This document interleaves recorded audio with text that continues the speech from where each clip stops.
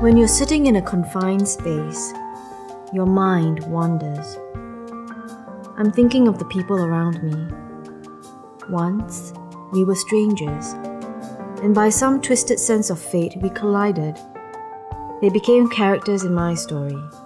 How? Well, that's part of the story as well. It's a long, complicated tale that began with just one person. Me. Why don't you ever take the side streets? You know why they invent side streets? It's for shortcuts. It's also for night soilmen to empty rubbish and all kinds of shit. The proper people, they don't take the side streets because they know only bad things happen on the side street.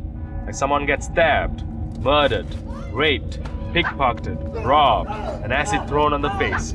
All side streets. The Brits let the Japanese dock in. It was wartime. They invaded us. Yes, I saw it in the fall of Singapore. They called a big bluff. They were starving, but they pretended to have a huge army. Can I continue? Please. The Japanese raped and pillaged, yes.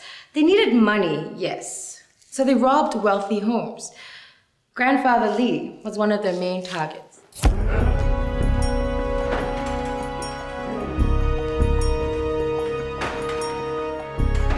So Grandmother Lee had to sell all of her jewelry to get her husband back, until there was no more. As a last resort, she turned to her sister-in-law, Grandmother Ko, the Turkey Queen. But all Grandmother Ko wanted to do was to play Turkey. She cheated, and she won. The Japanese kidnappers came again and took Grandfather Lee away. In her desperation, Grandmother Lee exchanged information for the return of her husband. She gave them the name of the biggest Baba spy, Ko Lai Hwat, Grandfather Ko. They came for him that night. The family never saw him again. But that's not all. The house was raided, and all the women were raped.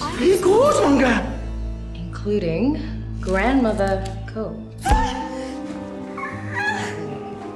9 months later, there was Bobby and Francis, spawned by the same number. So, it was the Lees who let the Jap dogs in. I'm sure you're making this up.